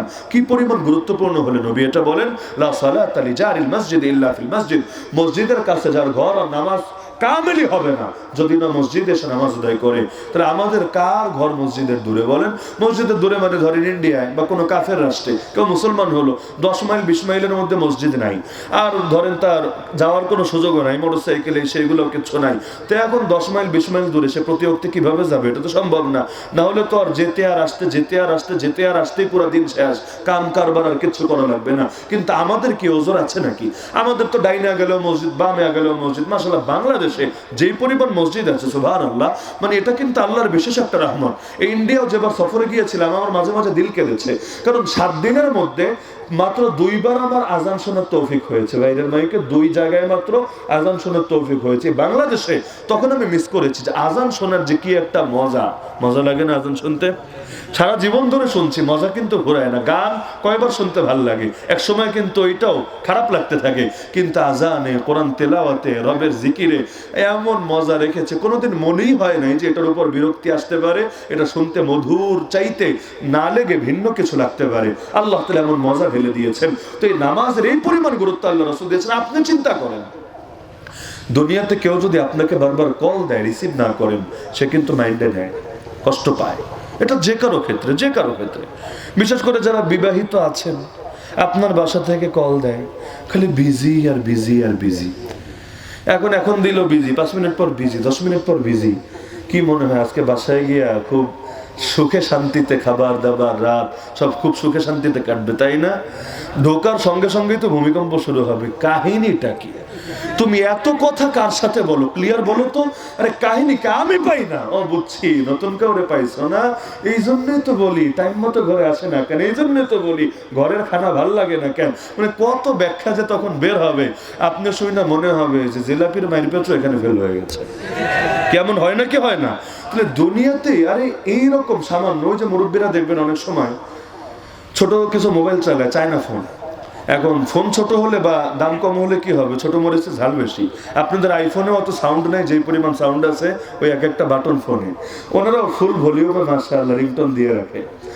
দেখা যায় যখন রিংটোন বাজে, বিশেষ করে শীতের দিনে, যখন এমনি ফ্যানের আওয়াজ টাওয়াজ নাই, ঝামেলা নাই, এমন ভয়ঙ্কর আওয়াজ, ধরেন ঘুমে আছেন আপনি, পাশে বেজে উঠেছে, হঠাৎ করে এমন ভাবে চমকে ওঠে ভিতরে, মনে হয় ইসরাফিল আলাইহিস সালাম সিংহায় ফুরিয়ে ফেলেছে। এইরকম ভয়ঙ্কর রকমের রিংটোন দেয় কেন? আপনি জিজ্ঞাসা করেন যেরকম রিংটোন কেন দিলেন? বলে আরে কল মিস করা যাবে না, আমার ছেলে দিবে, আমার মেয়ে দিবে, নাতি দিবে, নাতনি দিবে, পুতি দিবে। আচ্ছা মিস করলে কি হবে? ভাবটা এমন, খাসিরাত দুনিয়া ওয়াল আখিরা যালিকা হুয়াল খুসরানুল মুবিন। আর দুনিয়া বরবাদ, আখিরাতও বরবাদ, আর জীবনটাই তেজপাতা। একটা কল মিস করা যাবে না, কল যে কোনো মূল্যে ধরতে হবে। এরকম কলের গুরুত্ব দেয় নাকি দেয় না? এমনকি যদি মিস হয়েও যায়, কিন্তু দেখেছে আয় রে আমার নাতি 3 বার কল দিছে, তাড়াতাড়ি ব্যাক করে হ্যালো হ্যালো, এই কিছু মনে নিস না, আমি আসলে একটু অন্য কাজে ছিলাম, বাইরে গেছিলাম, ওয়াশরুমে ছিলাম, ইত্যাদি ব্যাখ্যা দেয় নাকি দেয় না? তাহলে দুনিয়ায় কেউ হায়াত দেয় নাই, মৌত দেয় নাই, নেয়ামত দেয় নাই, কিচ্ছু দেয় নাই, কোনো কিছুর মালিক না। তারপর 2 বার 4 বার আপনার বাবা হোক, মা হোক, আপনার উস্তাদ হোক, মুরব্বী হোক, আরে কল দিলে রিসিভ না করলে তার কষ্ট লাগে, তার খারাপ লাগে। আপনি কল রিসিভ করার এই পরিমাণ গুরুত্ব অনুভব করেন, রিসিভ করতে না পারলে কল ব্যাক করেন। আপনার কি একটাবার মনে হয় না দুনিয়ার এই রিংয়ের চাইতে আল্লাহর দেওয়া রিংয়ের দাম বেশি? মুয়াজ্জিন ডেইলি আল্লাহর পক্ষ থেকে অন্তত 5টা বার রিং দেয় আপনাকে, অন্তত 5 বার। হাইয়া আলাস সালাহ, হাইয়া আলাল ফালাহ, আসো নামাজের দিকে আসো, আসো কামিয়াবির দিকে আসো। সালাত মানে নামাজ, ফালাহ মানে নামাজ না, ফালাহ মানে সফলতা, ফালাহ মানে সাকসেস, ফালাহ মানে কামিয়াবি। আরে পাগল, কোথায় সফলতা খোঁজো? তোমার চাকরিতে সফলতা নাই, তোমার খেতে সফলতা নাই, তোমার ড্রাইভিং এ সফলতা নাই, তোমার ক্যাশে সফলতা নাই, তোমার রাজনীতিতে সফলতা নাই, তোমার পড়ালেখায় সফলতা নাই, কোনো কিছুতে কোনো সফলতা নাই। আসল সফলতা তো রবের কাছে, রবের কাছে, রবের ঘরে এসে কবুল করিয়ে নাও আগে, তবেই সফলতা পাবা দুনিয়া এবং আখিরাতে। আর যদি রব নারাজ থাকে, কোথাও কোনো সফলতা তুমি পাবা না। কোন সফলতা খুঁজে খুঁজে তুমি দেওয়া না? আসল সফলতার জন্য আল্লাহ ডাক দিচ্ছে তোমাকে। এই যে প্রতিদিন আমাকে 5 বার, তো প্রতিবার আবার 2 বার করে হাইয়া আলাস সালাহ, হাইয়া আলাস সালাহ, হাইয়া আলাল ফালাহ, হাইয়া আলাল ফালাহ, এই যে মুয়াজ্জিন ডাকছে, একবার কি মনে হয় না আল্লাহর দেওয়া এই কলটাও রিসিভ করা দরকার?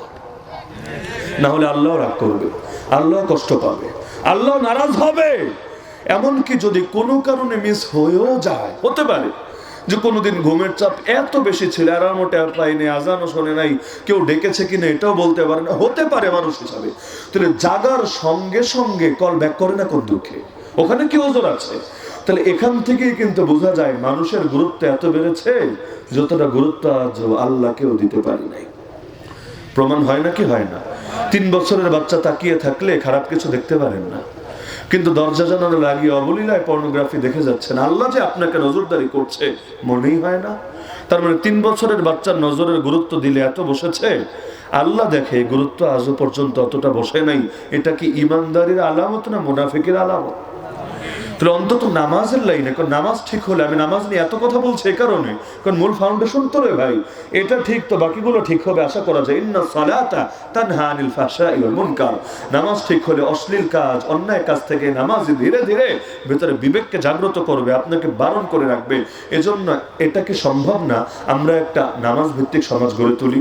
কিভাবে? দেশের ক্ষমতা তো আমাদের হাতে নাই, নাকি আছে? আরে আছে নাকি? এখন যাদের হাতে আছে এদের থেকে এটা আশা করা যায় তো যে এরা মানুষরে নামাজি বানাবে, তাই না? এটা আশা করা যায়। আচ্ছা, ওইটা বাদ দিলাম। তো এখন দেশের ক্ষমতা নাই, ঘরের ক্ষমতা তো আছে, নাকি এটাও নাই? দেশের ক্ষমতা নাই বুঝলাম, ঘরের ক্ষমতা তো আছে। তা আপনার ঘরের ভেতর আজও নামাজ কায়েম নাই কোন যুক্তিতে? ওইটা নয়তো বলবেন আল্লাহ শক্তি ছিল না তাই পারি নাই। আপনার ঘরে কি হুজুর ছিল বলেন?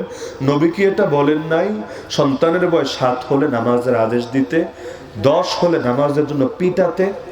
নবী বলেন নাই? কে হাদিস জীবনে শোনেন নাই? কয়দিন পিটিয়েছেন বাচ্চাকে? 10 বছরের বাচ্চার উপরে তো নামাজ ফরজই না। ওরেই যদি নবী পিটাতে বলে, কেন? ফরজ হওয়ার আগেই যাতে নামাজের সাথে অভ্যস্ত হয়ে যায়, এবং যখন ফরজ হবে নামাজ যাতে না ছুটে যায়। তাহলে আপনার 20 বছরের বাচ্চা, 25 বছরের বাচ্চা, 30 বছরের বাচ্চা ওই তো নামাজ পড়ে না। আরে কি বাবা হলেন, কি দাদা হলেন? এই যে বাবার দাদা, আপনি কি ভেবেছেন আল্লাহ আপনাকে ধরবে না? কুল্লুকুম রাঈন ওয়া কুল্লুকুম মাসউলুন আন রাইয়াতিহি, দায়িত্ব দিয়েছেন যিনি, দায়িত্বের জন্য পাকড়াও করবেন তিনি। এই যে আল্লাহ আপনাকে ঘরের ক্ষমতা দিয়েছে, ঘরের মধ্যে কেন নামাজ কায়েম করলেন না? একটা লাঠি কিনা ঝুলায় রাখেন, আদবের লাঠি, নামাজের লাঠি। এই লাঠি অন্যায়ের লাঠি না, এই লাঠি জুলুমের জন্য না, এই লাঠি হলো ঘর থেকে শয়তানকে দূরে রাখার জন্য লাঠি। কি দরকার ছিল না? কি ছিল না? আজকে তো 4 তারিখ, মাত্র 2 দিন আগের কথা, 2 জানুয়ারির কথা আমি শোনাচ্ছি। চিটাগাং হাটাজারি থানা দক্ষিণ মাদারসার মদুনাঘাটে বয়ান করলাম। বয়ান শেষে রাতের পর সকালে ফজরের পর হোয়াটসঅ্যাপে কথা হলো, ওই মাহফিলে উপস্থিত ছিল এমন একজন সিআইপির সাথে। সিআইপি বুঝেন তো? ভিআইপি সিআইপি শব্দগুলোর সাথে অন্তত শিক্ষিতরা তো পরিচিত থাকার কথা। 9 বারের সিআইপি, মানে বাংলাদেশে উচ্চ পর্যায়ে যেমন হাতে গোনা যেমন কিছু সিআইপি আছে, এর মধ্যে 9 বারের সিআইপি থেকে আমার আর তার র্যাঙ্ক বলে বোঝাতে হবে না কোন মাকামের লোক। মাশাআল্লাহ, আল্লাহ তার এত ইনকামও দিয়েছে, আবার দিলও দিয়েছে। হাটহাজারী বলেন, মেখল বলেন, বাবুনগর মাদ্রাসা বলেন, পটিয়া বলেন, এমন কোনো মাদ্রাসা নাই যেখানে তার কোটি কোটি টাকার ডোনেশন নাই। নিয়মিত করে যাচ্ছে আলহামদুলিল্লাহ। যে প্রসঙ্গে কথাটা আনলাম, আমাকে বললো হুজুর এই নামাজ আর শাসন নিয়ে, এটা যে একটা নবীর সুন্নাত, এই সুন্নাতটাও যে জিন্দা করা দরকার, এটা তো আমরা ভুলে গিয়েছি। আপনার এই পয়েন্টটা আমার খুব দিল কেড়েছে। কিভাবে? সে আমাকে শোনালো, এখন বয়স তার 65। আমাকে শোনালো যে আমরা যখন ছোট ছিলাম, আমাদের বাবা অনেক কড়া মানুষ ছিল। কিছু বাবা থাকে না অনেক রাগী, এবং যা বলে তা, অনেকে তো আছে বলে একটা করে, আর একটা বাচ্চারাও অত সিরিয়াস নেয় না, বোঝে যে এটা যা বলবে অত 100% অ্যাকুরেট হবে না। কিন্তু কিছু বাপ হলো এমন, বলেছে তো বলেছে, মানে একদম তীর মিস হতে পারে, তার কথা মিস হবে না, সন্তানরা খুব আতঙ্কে থাকে। রাগী মানুষ ছিলেন, বাকি আল্লাহওয়ালা ছিলেন। তিনি আমাদেরকে বলে দিয়েছিলেন, কোন একদিন যদি দেখি, জাস্ট একদিন, যে প্রচন্ড শীত, তোমরা ল্যাপ মুড়ি দিয়ে, কম্বল মুড়ি দিয়ে শুয়ে আছো, এদিকে মসজিদে ফজরের জামাত চলছে, তোমরা জামাতে যাও নাই ইচ্ছাকৃতভাবে, এরকম একদিন যদি দেখতে পাই, যেদিন দেখবো সেদিন থেকে তোমরা ত্যায্যপুত্র। তোমাদেরকে সন্তান বলেই পরিচয় দেব না, ঘাড় ধাক্কা দিয়ে ঘর থেকে বের করে দেব, দ্বিতীয়বার আর ঘরে তুলবো না। তো বললো ওই সময় যদিও এটা আতঙ্কের ব্যাপার ছিল, কারণ আমাদের কাছে মনে হচ্ছিল একটু বাড়াবাড়ি, কারণ একটু তো আসলে দোষটা একটু বেশি করাই হয়ে যায়। তো বললো এখন বাপ যেহেতু বলেছে, আর এক কথার মানুষ, কি আর করার। তা আমরা বাধ্য হয়ে নামাজ পড়তাম, ফজর নামাজ মিস হতো না, জামাতের সঙ্গে পড়তাম। আল্লাহ তাআলা এর বরকত, ওই ছোটবেলার এই চাপের বরকতে এখন বয়স তার 65, এই বয়সেও একজন জেনারেল মানুষ, সাধারণ মানুষ, এবং অল টাইম টাকার মধ্যে ডুবে থাকা মানুষ, বুর্জ খলিফায়ও তার ফ্ল্যাট আছে, আবার আরব আমিরাত বলেন, তার কাতার বলেন, সৌদি বলেন, কোথায় তার সম্পত্তি নাই, তার গাড়ি বাড়ি নাই, বছরের বড় একটা অংশ বাইরেই থাকে। তাহলে এই পরিমাণ সম্পত্তি আল্লাহ তাকে দিয়েছে, কিন্তু আল্লাহর বান্দা এখনো পর্যন্ত এক রাতেও তার তাহাজ্জুদ মিস হয় না। ফজর দূরের কথা, এমনকি তার সাথে যারা ওঠা বসা করে এরা আমাকে শুনিয়েছে যে হুজুর, আল্লাহর বান্দাকে আল্লাহ এমন দুইটা চোখ দিয়েছে, দোয়ায় হাত তুললেই একদম যার পণ্যে কাঁদতে পারে।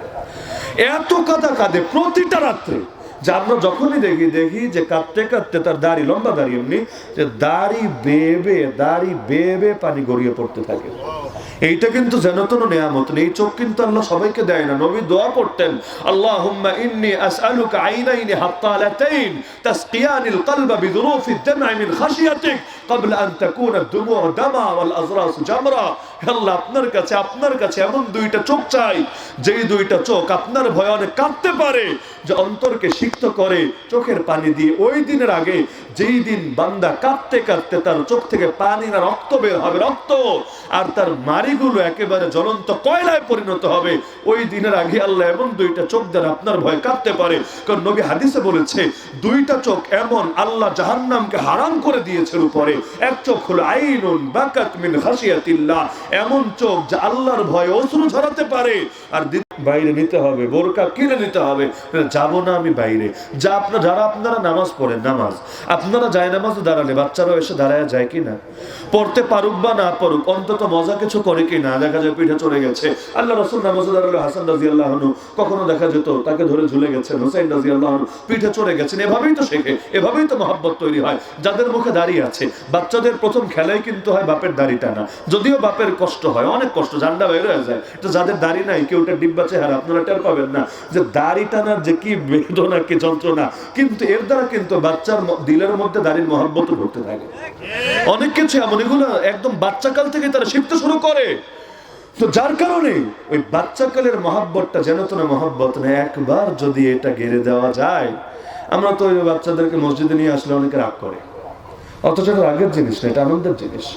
হ্যাঁ, নিয়ন্ত্রণে রাখার চেষ্টা করতে হবে, এটা প্রত্যেকের অভিভাবক সচেতন হলেই চলে। এখন অভিভাবকরা তো আসেই নেই, ফাজিল গুলো নিজেরাই আসে না মসজিদে, ওই বাচ্চারা দেখবে কে আর নিয়ন্ত্রণ করবে কে? অভিভাবকরা যদি ঠিক মতো আসতো আর বাচ্চাদেরকে একটু চোখে রাখতো, বাচ্চা তো বাচ্চামি করবে রে ভাই, না হলে তো বুড়া হয়ে যেত। বাচ্চা ওই বুড়া টাইপের বাচ্চা ভালো লাগে না, বাচ্চা তো বাচ্চামি করবেই।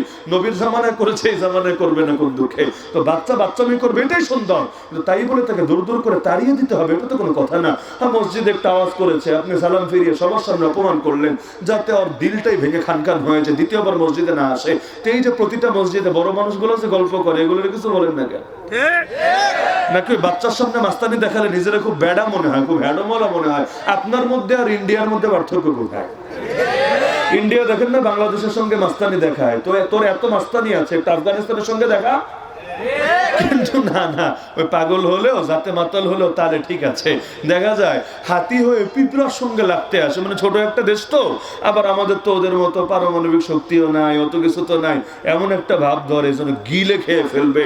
এখন হাতি যদি পিঁপড়ারে বলে খেলা হবে, বিষয়টা কেমন হবে? হাস্যকর হবে না? এর দ্বারা হাতির জন্য এটা লজ্জার ব্যাপার, তবে পিঁপড়ার জন্য কিন্তু এটা গর্বের ব্যাপার। পিঁপড়া বলবে, এত নির্মল থাকতে আমার দিকে নজর আসলো কেন রে, মই কি হলু রে? কিন্তু হাতির দিক থেকে লজ্জা কেন? তুই তো লেভেলে লাগবে এটা, কিন্তু নিজের লেভেলে পারিস না। পারলে একটু চীনের লগে শক্তি দেখা, পারলে একটু পাকিস্তানের লগে লাগিয়ে দেখা, আর পারলে একটু আফগানিস্তানের সঙ্গে চূড়ান্ত খেলা খেলা দেখা। কিন্তু না, পাইছো খালি আমগরে, আমাদের সঙ্গে খালি লাগবা। কিন্তু ছোট বইলা এত দুর্বল ভাইবো না, কারণ ছোট মরিচে কিন্তু ঝাল বেশি থাকে। সুতরাং ছোট বলে এটা ভেবো না চাপ দিবার ভর্তা হয়ে যাব, কারণ আমাদের হাতেও বিশাল পাওয়ার আছে। আছি তো পেটের ভেতরে, একটু নাড়াচাড়া দিলে নারী বুড়ি ছিঁড়ে ছিন্ন বিচ্ছিন্ন হয়ে যাবে। তো যাই হোক, ওই আলাপে যাওয়ার দরকার নাই। তো এখন অনেকে এমন হয় যে বাচ্চার উপরে মাস্তানি দেখায়, কিন্তু বড়গুলা তাকায় দেখতে হয় ওইখানে, আর তার মুখ থেকে কথা আসে না। তো এই জন্য নামাজের পরিবেশ গড়ে তোলেন। আমার শেষ পরামর্শ যুবকদেরকে নিয়ে, যুবক ভাইদেরকে নিয়ে, সেটা হলো আপনারা চাইলে পুরো সমাজ কাঠামোটাকে পরিবর্তন করে দিতে পারেন। আপনারা মেরুদণ্ড, আপনারা সোজা, সমাজ সোজা, আপনারা বাঁকা, সমাজ বাঁকা। কিভাবে? জাস্ট কয়েকটা কাজ করেন, আমি উদাহরণ দিচ্ছি, এর চাইতে বেটার কিছু আপনারা করতে পারেন। আমি জাস্ট উদাহরণ দিচ্ছি। মনে করেন আপনারা ফজর ক্যাম্পেইন শুরু করলেন। কেন আমি বারবার ফজর বলছি? এই কারণে যার ফজর ঠিক আর সব ঠিক। ফজর ক্যাম্পেইন করেন, আপনারা ফজর নিয়ে কিছু পুরস্কারের ঘোষণা করেন, 10 দিন, 20 দিন, 30 দিন, 40 দিন, যেভাবে আপনাদের সহজ হয়। যে নিয়মিত যারা ফজর পড়বে, আর ফজরের পর একটু আমাদের দেখা দিয়া যাস, মানে তুই যে আসো, এটা আমরা একটু নোট রাখি। তাহলে কি হবে, আমরা এতদিন যাওয়ার পর জুমার দিন ইমাম সাহেবের হাতে, যেখানে মুরব্বীরা থাকবে, চেয়ারম্যান সাহেব, মেম্বার সাহেব, আরো যারা এলাকার গণ্যমান্য আছে তারা থাকবে, সবার সামনে তোর হাতে আমরা একটা পুরস্কার তুলে দিব। এবং পুরস্কার তো পুরস্কারই, ছোট হোক বড় হোক, পুরস্কার তো পুরস্কারই। এই যে পুরস্কারটা তুলে দিব, এবং প্রয়োজনে এটার জন্য আমরা একটা সেমিনারও করতে পারি, একটা বড় আয়োজনের মধ্যেও দিতে পারি। আমাদের মাদ্রাসাগুলোতে করে, যারা প্রতি বছরে প্রতিদিন ক্লাসে উপস্থিত থাকে, একটা ক্লাসও মিস নাই, এদেরকে মাহফিলে পুরস্কৃত করে। তো দেখা যায় আগ্রহ জাগে, প্রতিযোগিতা হয়, যে আমি অসুস্থ হই, যাই হোক, ক্লাস যথাসম্ভব মিস দেওয়া যাবে না, আমাকে পুরস্কার নিতে হবে। পুরস্কারের আলাদা আগ্রহ আছে, আপনি ঘোষণা দেন, দেখবেন ইনশাআল্লাহ পুরস্কারের আগ্রহে অনেকের দিল তৈরি হয়েছে, ছেলেপেলেরা নামাজ শুরু করেছে। বিশেষ করে যখন 2-4 বার পুরস্কার দিবেন, এবং প্রত্যেকের বাপমার বুকটাও গর্বে ফুলে যাবে, মানুষ এদেরকে বাহবা দিবে, মাশাআল্লাহ কি সন্তান তোমার, নামাজটা ঠিক রেখেছে। আর নামাজ ঠিক রাখলে অনেক কিছু অটো ঠিক হতে বাধ্য, কারণ বিবেক বলতে তো একটা ব্যাপার আছে, চাইলেও সব করা যায় না। তখন দেখবেন এলাকার মধ্যে একটা হিড়িক পড়ে গেছে। এরপরও কিছু ফাজিল দোস্ত থাকবে, এগুলো পুরস্কার সইনাও আসবে না, ক্যাম্পেইন সইনাও আসবে না, এগুলো দিয়ে কাজ হবে না।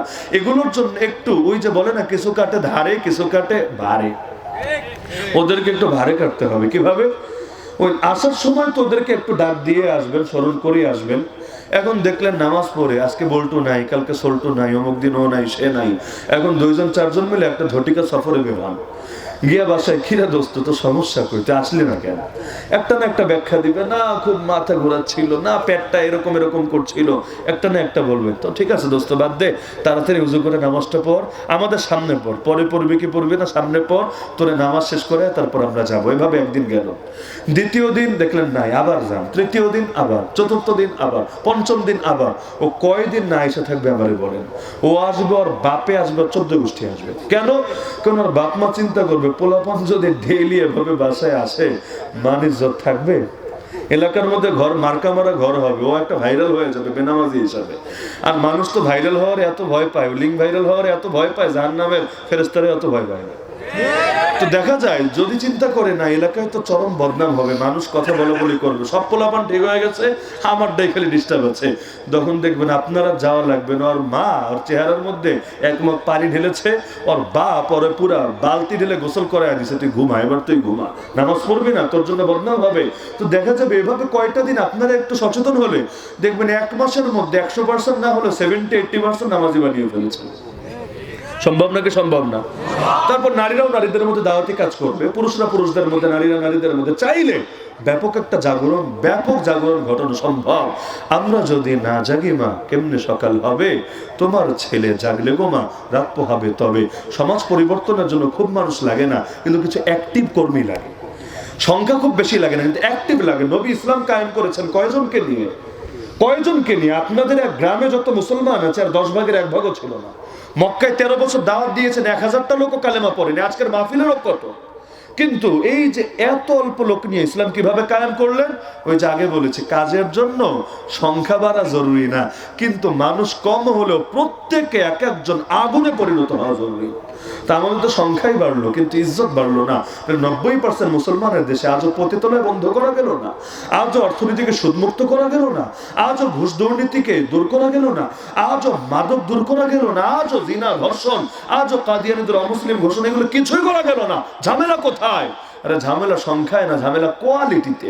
কোয়ালিটি নষ্ট হয়ে গেছে, সংখ্যা শুধু বেড়েছে, কাজের কাজ কিচ্ছু হয় নাই। এজন্য এলাকা পরিবর্তন করতে চাইলে কয়েকটা যুবক মিলে উদ্যোগ নেন, ইনশাআল্লাহ পরিবর্তন হবেই হবে, আলো আসবে। হ্যাঁ, বলতে পারেন হুজুর, যদি কেউ গালি দেয়, আলহামদুলিল্লাহ, গালি খাওয়া দ্বীনের জন্য সব নবীর সুন্নাত। যদি হকের জন্য গালি খেতে না পারেন, কি খাইলেন জীবনে রে ভাই? আল্লাহ নবীকে এই পরিমাণ গালি দেওয়া হয়েছে, এই পরিমাণ গালি দেওয়া হয়েছে, এটা তো কল্পনাও করা সম্ভব না। নবী বলে, সর্বযুগের সবচাইতে বেশি কষ্ট আমাকে দেওয়া হয়েছে, যত বেশি কষ্ট কোনোদিনও কোনো মানুষকে দেওয়া হয়নি। তো দ্বীনের জন্য গালি খেলে এত সওয়াব হবে? সুবহানাল্লাহ, আলহামদুলিল্লাহ 1000 বার জিকির করলে এত সওয়াব হবে না? আল্লাহ দ্বীনের জন্য গালি খেয়ে অটল এবং অবিচল থাকলে যে সওয়াব হবে। ইউজাহিদুনা ফি সাবিলিল্লাহ ওয়া লা ইয়াখাফুনা লাওমাতা লাইম। সুতরাং কাজে নেমে পড়েন, প্রমাণ আগামীকাল সকালেই দিবেন। কিভাবে? যদি এমন হয় আজকেই ওয়াশ হই না, কালকেই ফজরের মুসল্লি সবচাইতে কম, তাহলে আর কি ভাই বলার আছে। কিন্তু যদি এমন হয় না আমি আগামী মানে যেটা আসছে এটা থেকে শুরু করব, পরের জন্য ফেলে রাখবো না, আজ কা কাম কাল পর না ডাল, এখন নগদে নগদে শুরু করে দেবো ইনশাআল্লাহ। দুদিন আগে দুদিন পরে পরিবর্তন আসবে। এই মানুষগুলোই কিয়ামতের দিন আপনার কাজে আসবে। দুনিয়াতে যাই বলুক এরাই আপনার কাজে আসবে। আল্লাহ চাইলে ওসিলে আপনাকে মাফ করে দিবে। জীবনে কিছু পারেন বা না পারেন, কিছু লোকরে বানায়া যান না। ইমাম বুখারী বলে, আল্লাহ যদি আমাকে বলে যে কি নিয়ে আসছে ইমাম বুখারী, এমন আমল নাই যেটা আল্লাহকে দেখাতে পারবো, কিন্তু এই যে আমার শাগরেদ ইমাম আবু ঈসা তিরমিজি শরীফের লেখক আর কি, আমি তাকে দেখায় বলবো আল্লাহ এই যে এইটার নিয়ে আসছি আমি, এইটা এই যে ও যে খেদমত গুলো আঞ্জাম দিয়েছে আল্লাহ, এখানে তো আমার অবদান আছে, আমি তো আর শিক্ষা দিয়েছি, আমি তো আর শিক্ষক, আমি ওরা দেখায় দিব। তো এরকম কিছু মানুষ গড়ে তোলেন, নিজের আমলের তো কি কোয়ালিটি আমরা জানি, আল্লাহরে বলতে পারবো আল্লাহ দেখো এই গ্রামটারে পাল্টায় দিচ্ছি, এই সমাজটারে পাল্টায় দিচ্ছি, আল্লাহ ও জান্নাতে যাচ্ছে, ও জান্নাতে যাচ্ছে, অথচ ওদেরকে নামাজি আমি বানিয়েছি দাওয়াত দিয়ে, আল্লাহ আমারে মাফ করবো না? ইনশাআল্লাহ সুম্মা ইনশাআল্লাহ আল্লাহ তো এই ওসিলা মাফ করে দিতে পারেন।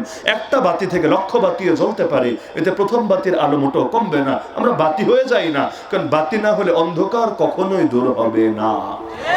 পারবেন তো ইনশাআল্লাহ? তাহলে মূল দাওয়াত দিলাম, নামাজের ভেতর দিয়ে সবকিছুই আছে ইনশাআল্লাহ। এই নামাজ যত বেশি কায়েম হবে, আর চূড়ান্তভাবে নামাজ কায়েম করতে চাইলে ক্ষমতা লাগবে, লোকচুরির কিচ্ছু নাই।